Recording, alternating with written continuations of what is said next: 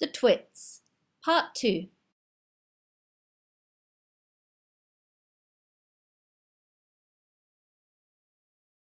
The Wormy Spaghetti. The next day, to pay Mr. Twit back for the frog trick, Mrs. Twit sneaked out into the garden and dug up some worms. She chose big, long ones and put them in a tin and carried the tin back to the house under her apron. At 1 o'clock, she cooked spaghetti for lunch and she mixed the worms in with the spaghetti, but only on her husband's plate. The worms didn't show because everything was covered with tomato sauce and sprinkled with cheese. Hey, my spaghetti's moving, Cried Mr. Twit, poking around in it with his fork. It's a new kind. Mrs. Twit said, taking a mouthful from her own plate, which of course had no worms. It's called squidgy spaghetti. It's delicious. Eat up while it's nice and hot. Mr. Twit started eating, twisting the long tomato-covered strings around his fork and shoveling them into his mouth. Soon there was tomato sauce all over his hairy chin. It's not as good as the ordinary kind, he said, talking with his mouth full. It's too squishy. I find it very tasty, Mrs. Twit said. She was watching him from the other end of the table. It gave her great pleasure to watch him eating worms. I find it rather bitter, Mr. Twit said. It's got a distinctly bitter flavour. Buy the one next time. Mrs. Twit waited until Mr. Twit had eaten the whole plateful. Then she said, You know why your spaghetti was squishy? Mr. Twit wiped the tomato sauce from his beard with a corner of the tablecloth. Why? He said. And why it had a nasty bitter taste. Why? He said. Because it was worms! Cried Mrs. Twit, clapping her hands and stamping her feet on the floor and rocking with horrible laughter.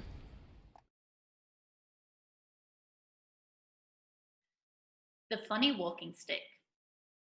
To pay Mrs. Twit back for the worms in his spaghetti, Mr. Twit thought up a really clever, nasty trick. One night, when the old woman was asleep, he crept out of bed and took her walking stick downstairs to his workshop. There he stuck a tiny round piece of wood, no thicker than a penny, onto the bottom of the stick. This made the stick longer, but the difference was so small, the next morning Mrs. Twit didn't notice it. The following night, Mr. Twit stuck on another tiny bit of wood. Every night he crept downstairs and added an extra tiny thickness of wood to the end of the walking stick. He did it very neatly so that the extra bits looked like part of the old stick.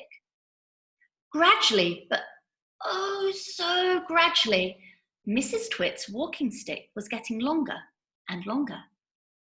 Now, when something is growing very slowly, it is almost impossible to notice it happening. You yourself, for example, are actually growing taller every day that goes by. But you wouldn't think it, would you? It's happening so slowly, you can't even notice it from one week to the next. It was the same with Mrs. Twit's walking stick. It was all so slow and gradual that she didn't notice how long it was getting, even when it was halfway up to her shoulder. That stick's too long for you, Mr. Twit said to her one day. Why, so it is, Mrs. Twit said, looking at the stick. I've had a feeling there was something wrong, but I couldn't for the life of me figure what it was. There's something wrong, all right, Mr. Twit said, beginning to enjoy himself. What can have happened? Mrs. Twit said, staring at her walking stick. It must have suddenly grown longer. Don't be a fool, Mr. Twit said. How can a walking stick possibly grow longer? It's made of dead wood, isn't it? Dead wood can't grow. Then what on earth has happened? Cried Mrs. Twit. It's not the stick. It's you, said Mr. Twit, grinning horribly.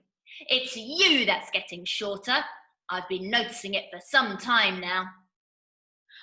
That's not true, cried Mrs. Twit. You're shrinking, woman, said Mr. Twit. It's not possible. Oh, yes, it jolly well is, said Mr. Twit. You're shrinking fast. You're shrinking dangerously fast. Why, you must have shrunk at least a foot in the last few days. Never, she cried. Of course you have. Take a look at your stick, you old goat, and see how much you've shrunk in comparison. You've got the shrinks. That's what you've got. You've got the dreaded shrinks. Mrs. Twit began to feel so trembly, she had to sit down. Mrs. Twit has the shrinks. As soon as Mrs. Twit sat down, Mr. Twit pointed at her and shouted, "There you are! You're sitting in your old chair and you shrunk so much your feet aren't even touching the ground."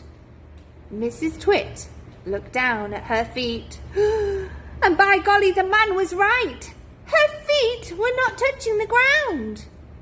Mr. Twit, you see, had been just as clever with the chair as he had been with the walking stick. Every night when he'd gone downstairs and stuck a little extra on the stick, he'd gone and done the same with the 4 legs of Mrs. Twit's chair. "Just look at you sitting there in your same old chair," he cried, "and you've shrunk so much that your feet are dangling in the air." Mrs. Twit went white with fear. "You've got the shrinks," cried Mr. Twit, pointing his finger at her like a pistol. "You've got them badly. You've got the most terrible case of the shrinks I've ever seen." Mrs. Twit looked so frightened, she began to dribble. But Mr. Twit, still remembering the worms in his spaghetti, didn't feel sorry for her at all. "I suppose you know what happens when you get the shrinks," he said. "What?" gasped Mrs. Twit. "What happens?" "Your head shrinks into your neck, your neck shrinks into your body, and your body shrinks into your legs, and your legs shrink into your feet, and in the end, there's nothing left except a pair of shoes and a bundle of old clothes." "I can't bear it," cried Mrs. Twit. "It's a terrible disease," said Mr. Twit, "the worst in the world." "How long have I got?" cried Mrs. Twit. "How long before I finish as a bundle of old clothes and a pair of shoes?" Mr. Twit put on a solemn face. "At the rate you're going," he said, shaking his head sadly, "I'd say not more than 10 or 11 days." "But isn't there anything we can do?" cried Mrs. Twit. "There's only one cure for the shrinks," said Mr. Twit. "Oh, tell me," she cried. "Oh, tell me quickly." "We've got to hurry," said Mr. Twit. "I'm ready. I'll hurry. I'll do anything you say," cried Mrs. Twit. "You won't last long if you don't," said Mr. Twit, giving her another grisly grin. "What must I do?" cried Mrs. Twit, clutching her cheeks. "You've got to be stretched," said Mr. Twit.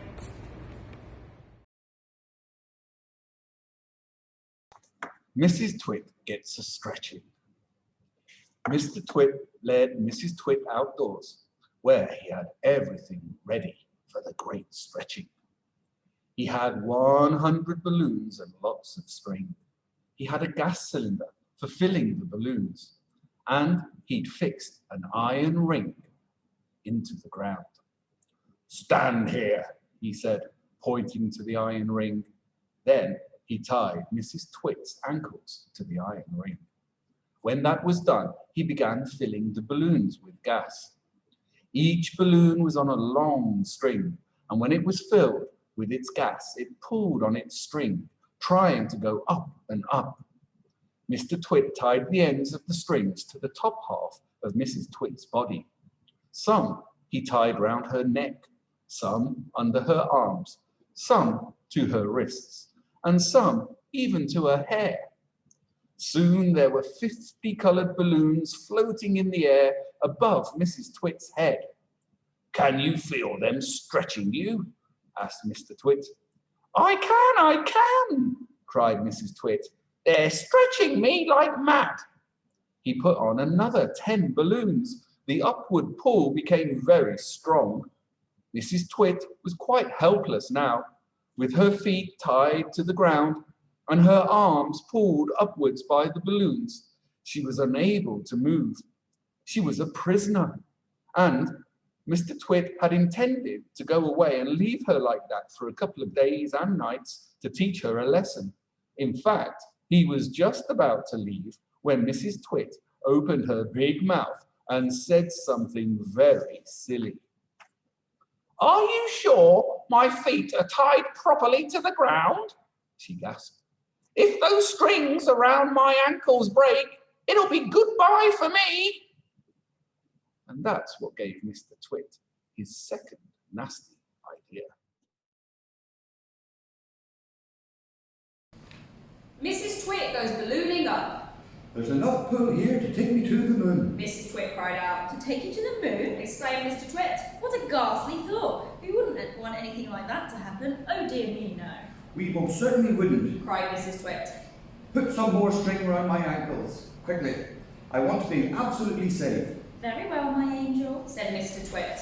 And with a ghoulish grin on his lips, he knelt down at her feet. He took a knife from his pocket and with one quick slash he cut through the strings holding Mrs. Twit's ankles to the iron ring. She went up like a rocket. "Help! Save me!" She screamed. But there was no saving her now. In a few seconds she was high up in the blue sky and climbing fast. Mr. Twit stood below looking up. What a pretty sight, He said to himself. How lovely all these balloons look in the sky, and what a marvellous bit of luck for me. At last, the old hag is gone and lost forever.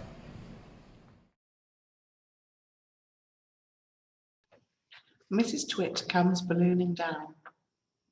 Mrs. Twit may have been ugly, and she may have been beastly, but she was not stupid. High up there in the sky, she had a bright idea. "If I can get rid of some of these balloons," she said to herself, "I will stop going up and start to come down." She began biting through the strings that held the balloons to her wrists and arms and neck and hair. Each time she bit through a string and let the balloon float away, the upward pull got less and her rate of climb slowed down. When she had bitten through 20 strings, she stopped going up altogether. She stayed still in the air. She bit through one more string. Very, very slowly, she began to float downwards. It was a calm day. There was no wind at all. And because of this, Mrs. Twit had gone absolutely straight up. She now began to come absolutely straight down. As she floated gently down, Mrs. Twit's petticoat billowed out like a parachute, showing her long knickers. It was a grand sight on a glorious day, and thousands of birds came flying in from miles around to stare at this extraordinary old woman in the sky.